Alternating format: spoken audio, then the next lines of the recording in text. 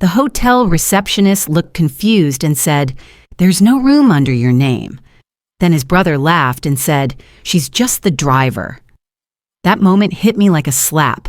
I realized I was never part of their family trip. I was just their ride. Hi, I'm Julia, a 35-year-old financial analyst who thought she was finally being seen until this vacation showed me how invisible I really was. Have you ever thought you were included, only to find out you were being used? Tell me in the comments. What would you have done if you were me? I never imagined a single text from my boss would lead to the most humiliating and freeing moment of my life. It was a Thursday evening in mid-December. The office windows reflected a blur of streetlights and falling snow, casting moving shadows across my desk. Everyone else had gone home hours ago, their laughter still echoing faintly down the hallway. I stayed behind, as usual, tying up the last client report for the quarter. That's just who I was. Reliable, consistent, the kind of employee who never missed a deadline, even if it meant missing everything else. The bonus envelope sat neatly to my left. Generous, no doubt. Pierce Capital always treated its high performers well. But tonight, the money didn't move me. My fingers tapped the screen of my phone, reading and rereading the message I had received just 20 minutes earlier. "Hey, Julia, any chance you're free next week? My family's headed to Aspen for Christmas. You've earned a break. We'd love to have you there." Logan. My breath caught the first time I read it. "We'd love to have you there." Plural, family, vacation, Aspen. I let the words roll around in my head like marbles in a glass bowl. It felt too casual, too sudden, and yet something in me stirred. A little warmth, a flicker of maybe. Logan had always treated me with a quiet respect. He once told me during a particularly tough negotiation, "You're the most reliable person I've ever worked with." Back then, I'd taken it as professional praise. Now I found myself wondering, was it more? Was this invitation his way of bridging the gap between late-night emails and something deeper? Snow spiraled outside the 32nd floor windows. I shut off my computer and took the elevator down alone. The lobby was quiet except for the humming Christmas music piped through the speakers, Bing Crosby, crooning about a white Christmas. I tightened my scarf and stepped into the cold. My apartment was only a few blocks away, a tidy third-floor walk-up in Lincoln Park. Cozy, clean, and quiet. I'd never been much for decorations, just a single strand of white lights over the window and a tiny ceramic tree I'd kept since college. I made a cup of peppermint tea and left it steaming on the coffee table while I opened my suitcase. It had been years since I'd taken a real vacation. I hesitated before folding anything. Should I bring my navy heels or the black ones? Would there be formal dinners? I didn't know Logan's family well. I'd seen photos on his desk. His younger brother Zachary and his wife Sabrina, their golden retriever, their house in Lake Forest, his mother Evelyn, elegant in every frame. She had the kind of smile that seemed polite but not necessarily warm. I pulled out a small box from my closet drawer, a navy blue silk tie I had picked up weeks ago when I saw it on sale. At the time, it had seemed like a thoughtful gift, professional, tasteful, but also personal. I hadn't wrapped it yet. Now I wasn't sure I should. What if he thought it was too forward? I set the tie on the bed next to my half-folded sweaters. The email from the travel coordinator came around 10 p.m., just as I was brushing my teeth. I clicked on the link and scanned the itinerary. Flights were arranged, a luxury SUV rental, accommodations at the Silver Pine Lodge in Aspen. The names appeared in order: Logan Pierce, Evelyn Pierce, Zachary Pierce, plus Sabrina Julia Bennett-guest, assisting travel. I blinked. Assisting travel? I scrolled again just to be sure. Everyone else had titles: family, spouse, guest of, and then me, assisting travel, like a coordinator or a driver. The thrill I'd been holding in my chest faltered slightly. Maybe it was a mistake, a clerical oversight.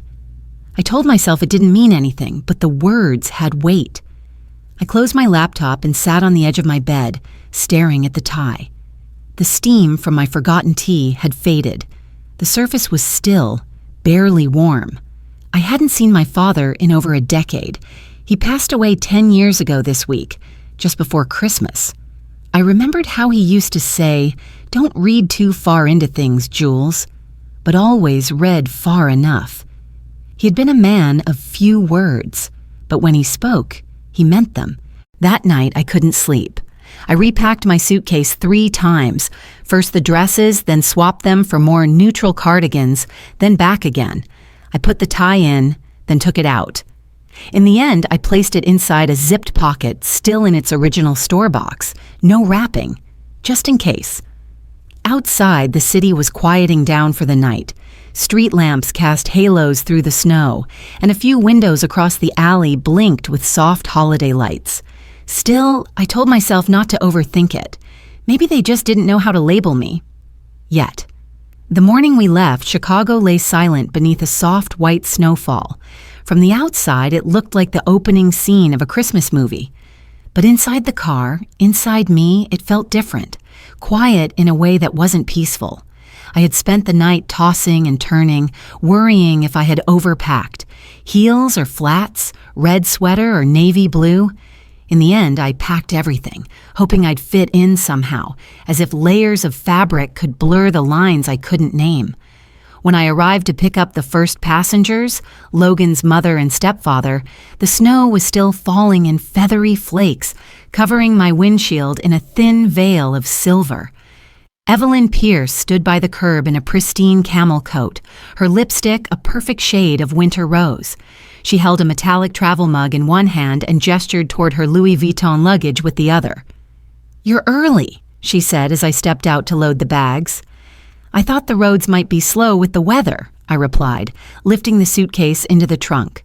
No offer to help, no acknowledgement. Richard Pierce, a man of few words and even fewer expressions, nodded once and slid into the back seat without a sound. I glanced in the rearview mirror to see if he was buckling his seatbelt. He wasn't. We pulled away from their neighborhood, leaving behind streets still lined with wreaths and twinkling porch lights. A few minutes later, Evelyn broke the silence, not with conversation, but with an offering. "Coffee?" she said, handing her travel mug over the center console like a peace treaty. "Thank you," I said, taking it carefully. It was warm, cinnamon-scented, but as I took a sip, I realized she'd forgotten to take the lid off. Or maybe she hadn't. We picked up Zachary and Sabrina next. They were waiting outside their apartment, bundled in designer winter wear. Zachary tossed his duffel into the trunk without a glance and slid into the front seat next to me. "Wow, shotgun," he grinned. "Feels like I won a prize." Sabrina took her time adjusting her coat, her bag, and her sunglasses, even though it was overcast. She didn't look at me, not even a nod.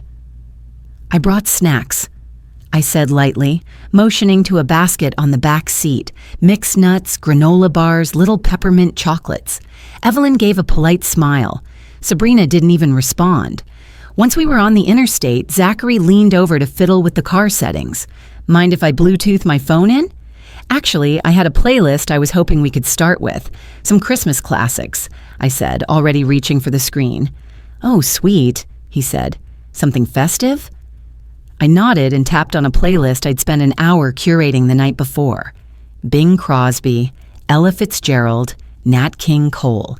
It lasted for all of one song before Sabrina reached forward from the back seat and tapped the screen off. "Sorry, but that just makes me sleepy," she said flatly. No one argued, Zachary chuckled. She's got a strong anti-Bing stance. I kept both hands on the wheel, tightening my grip slightly. By the second hour, the Pierce SUV had settled into a rhythm of silence and side-eye. Evelyn pulled out a fashion magazine. Richard dozed. Zachary scrolled endlessly. Sabrina took selfies against the snowy landscape, adjusting the fur on her collar to frame her cheekbones. At our first gas stop, I filled the tank while everyone else stayed inside, adjusting their scarves and scrolling their phones. When I returned with a bag of trail mix and an extra water bottle, no one looked up. "Thanks for the lift," Zachary said as we got back on the road. "Honestly, you're like our holiday Uber." I laughed softly, unsure if I was meant to, but when no one else joined in, the quiet that followed was even louder. Logan hadn't joined the ride. He had meetings in the morning and was flying out later that day. He texted me once around noon. "Hope the drive's smooth. See you there." No emoji, no warmth. Just the kind of message you send to someone coordinating logistics. My stomach knotted slightly, but I reminded myself not to jump to conclusions. He'd invited me, hadn't he? Hours passed. The snow thickened around the edges of the highway, and the world turned quieter. By late afternoon, we pulled into a small town just off the highway, one of those Midwest pit stops with a diner, a gas station, and little else. "We'll stretch our legs," Evelyn said, already unbuckling. "Food?" Sabrina asked. Zachary pointed toward the diner. "Looks cozy enough." I parked near the entrance, ready to follow them in, but no one waited. They walked ahead, already immersed in conversation I couldn't hear. I stayed in the car. At first I told myself I was just tired. Maybe I needed a moment. But really, I think I was afraid of what I'd see inside. The same table, 4 chairs, their coats slung over the backs, their smiles meant for each other. No space for me. I leaned my forehead against the cold window, watching the snow fall softly in front of the neon open sign. My playlist had long stopped, and the silence wrapped around me like a heavy coat I couldn't shrug off. The tea Evelyn gave me was empty now, forgotten in the cup holder. I didn't even remember finishing it. Inside the diner, the silhouettes of their laughter blurred behind the frosted glass.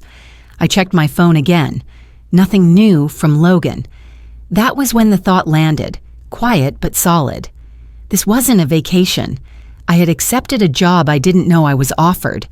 The Sky Ridge Lodge looked like something out of a snow globe, lit with soft golden lights, nestled in a blanket of white. It was the kind of place that made strangers smile at each other. That made families lean closer. I parked the SUV just outside the entrance circle, where valets in dark wool coats opened doors with white-gloved hands. I turned off the engine and sat still for a moment.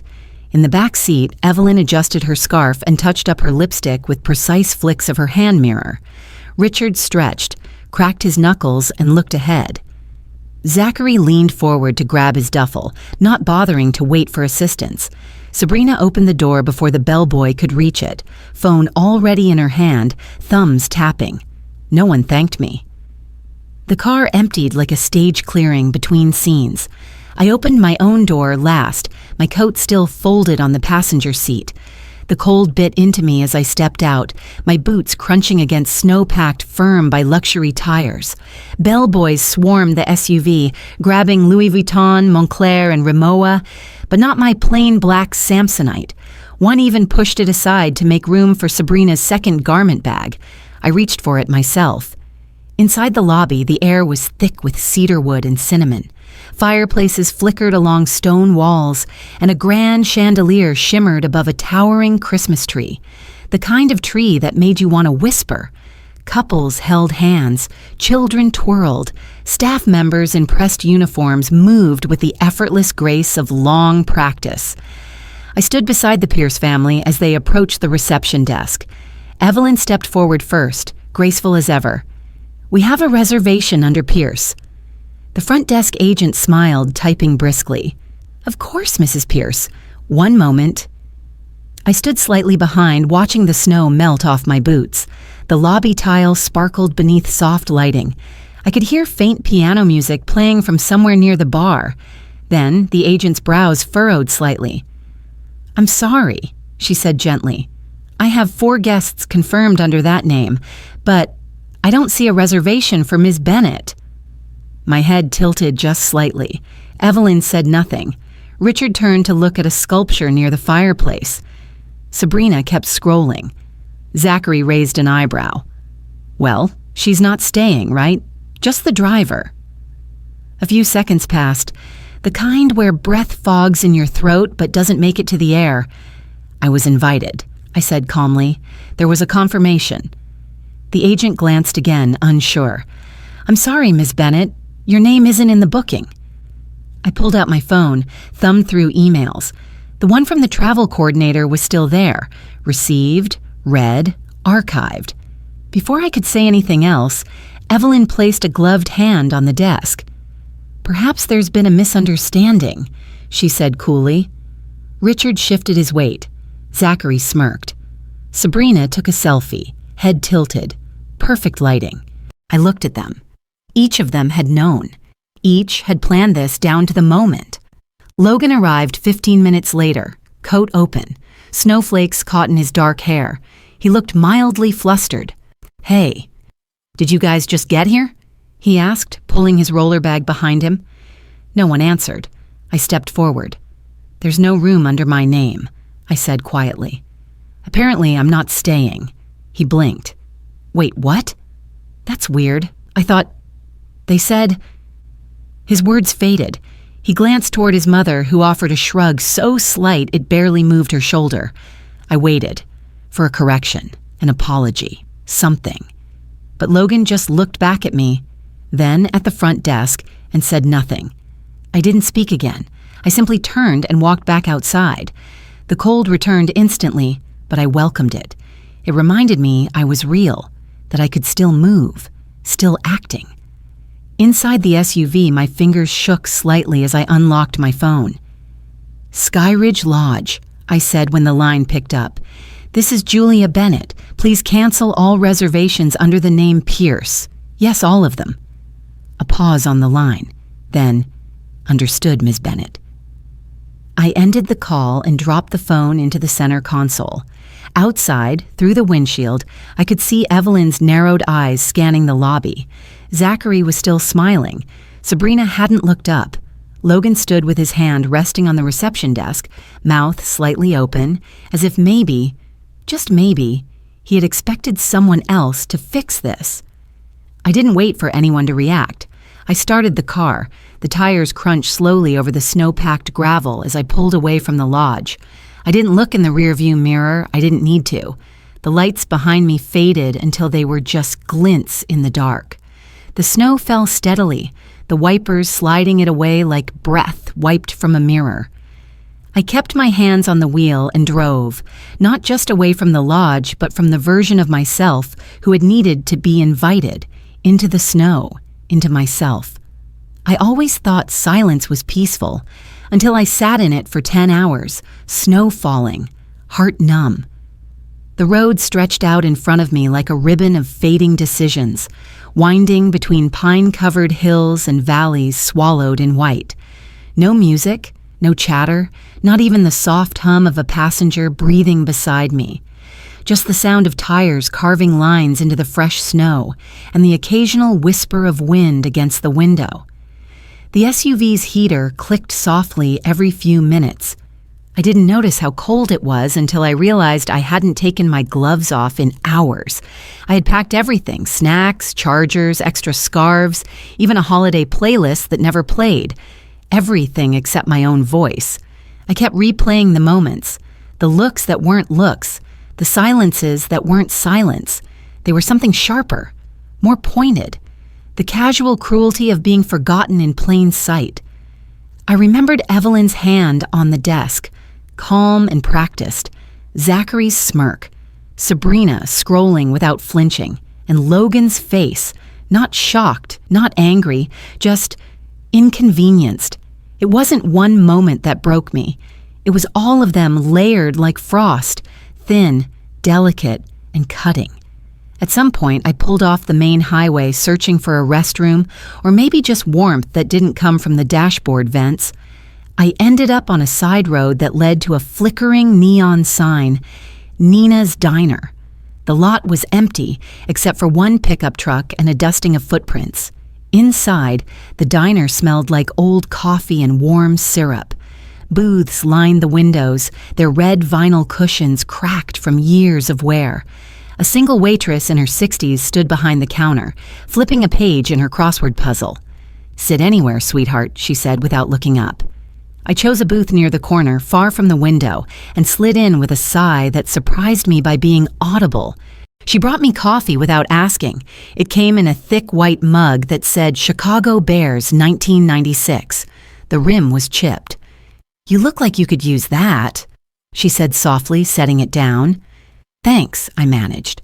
She studied me for a moment, not the way the Pierces did, with calculation or judgment, but with the kind of glance people give you when they've seen pain before and know it when it walks in the door. "Long drive?" she asked. "From Aspen," I said. She raised an eyebrow. "That's a Christmas trip for the rich folks, isn't it?" I smiled faintly. "Not exactly." She didn't press, just topped off my cup and slid a sugar jar toward me. After a minute, she said, "You know, some families aren't blood. That's okay. Some of us get to choose ours. That's a blessing, not a curse." I swallowed hard. My throat had tightened without warning. "Thank you," I whispered. She patted my hand, then returned to her crossword puzzle like nothing had happened. I stayed there for nearly an hour, sipping slowly, feeling the numbness inside me soften. Not gone, not healed, but movable. Outside, the snow had eased into flurries, gentler now, almost shy. I drove on, watching the sky turn from black to gray to something resembling morning. When I pulled into my apartment building in Chicago, the streets were quiet again. Holiday wreaths still clung to fences, but most lights had been turned off for the night. Upstairs, I unlocked my door and stepped into the stillness. My apartment hadn't changed, of course, but I had. I moved slower. I noticed things, like the way the heat clicked on with a small groan, or how the Christmas lights in my window glowed a little too brightly for this hour. I dropped my bag by the door. Then I reached for the small box I had tucked into my suitcase days ago, the one I had once held with hope, had once imagined wrapping carefully and offering with meaning. The navy blue silk tie, still in its packaging, still pristine. I walked it straight to the kitchen trash bin and dropped it in. The sound it made, soft, final, was far louder in my mind than it should have been. I stood still for a long moment, then walked to the bathroom. The water ran hot. Steam filled the mirror. I let it wash over me, my hair, my shoulders, the ache between my ribs that I hadn't admitted until now. Afterward, I lit the old holiday candle I kept under the sink, vanilla and fir. The wick sputtered before catching. I wrapped myself in my thickest sweater, curled onto the couch, and watched the flame dance. My phone buzzed from somewhere in the room. I ignored it. The screen lit up with missed calls. Logan, Evelyn, even Zachary. Messages pinged in soft succession. "We didn't mean for it to be like that." "Let's talk." "You're being dramatic." "Where are you?" "We're family." I powered the phone off completely and dropped it in a drawer. Then I opened my laptop. My fingers hovered for a second before I began typing. One-way ticket. January 2nd, New York City. I didn't know what would be waiting for me there, but I knew what I was leaving behind. This time, I wouldn't let anyone else write the invitation. The knock on my door came 2 days after Christmas. I hadn't expected it. Not then, not anymore. The sun had just disappeared behind the buildings across the street, and the last bit of light filtered in through my living room window, casting long, tired shadows. When I opened the door, Logan was standing there. He looked smaller. Or maybe I was seeing him clearly for the first time. He held a bottle of red wine wrapped in a brown paper bag and something else behind his eyes, something between guilt and uncertainty. "Hi," he said, voice tentative. I leaned on the doorframe, arms crossed. "Hi." "I thought maybe we could talk," he added quickly. I wanted to explain." I didn't move. "You could have called. I wasn't sure you'd pick up." He was right. I let the silence stretch just long enough for discomfort to settle in. Then I stepped aside and let him in. The apartment smelled like cinnamon and the faint smoke of burnt candlewick. I had reheated leftover soup an hour earlier and left the bowl untouched on the kitchen counter. The fridge hummed in the background. There were no lights on except a single lamp near the couch. Logan stood in the center of the room, looking around like a man searching for clues. "This place looks nice," he offered. I raised an eyebrow. It looks the same as it did before Aspen. He nodded, then cleared his throat. Look, Julia, about what happened. I didn't know they were going to treat you like that. I swear I stayed silent. Let him sit in it for a moment. I honestly thought you'd be part of everything, he continued. My mom, they handled the logistics. I didn't realize your name wasn't on the room until I got there. You didn't ask, I said softly. You didn't notice until it became inconvenient. He looked away. I walked past him and picked up the soup bowl, setting it in the sink, then turned back, leaning against the counter. When Zachary called me your holiday Uber, did you laugh? He hesitated. It wasn't. He was joking. I know, but did you laugh? Another pause. I didn't say anything. Exactly, I said. He moved toward the couch and sat down slowly, bottle still in hand. I'm sorry, Julia. I should have said something, done something. I didn't want to start drama. I smiled, but it didn't reach my eyes. You once told me that you didn't believe in drama. What you meant was, you didn't believe in responsibility.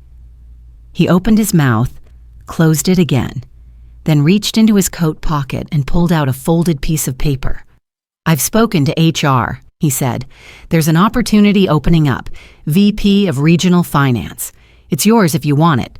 More visibility, a bigger team. You deserve it. I stared at him. This is a promotion, I said. A promotion in exchange for what? My silence, my forgiveness, or just your own comfort? He shifted uncomfortably. That's not what You came here with wine and a job offer, I interrupted. Not with an apology, not with any understanding of what this cost me. It didn't have to cost anything, he said quietly. But it did, I replied, because it was never about the hotel room or the ride. It was about being invisible, about realizing that the one person I trusted to see me didn't. He looked down at the floor. I walked to the hallway closet, opened the door, and pulled down a small white box, still wrapped in the same tissue paper I had used before the trip. I placed it on the coffee table in front of him. This was for you, I said, a gift I thought about for days, the color, the fabric, the meaning. He opened the box slowly. Inside was the navy blue silk tie I had once imagined giving him in front of a Christmas fireplace, the one I'd tossed in the trash after Aspen and quietly retrieved the next morning, still unsure if I was ready to let go. Julia.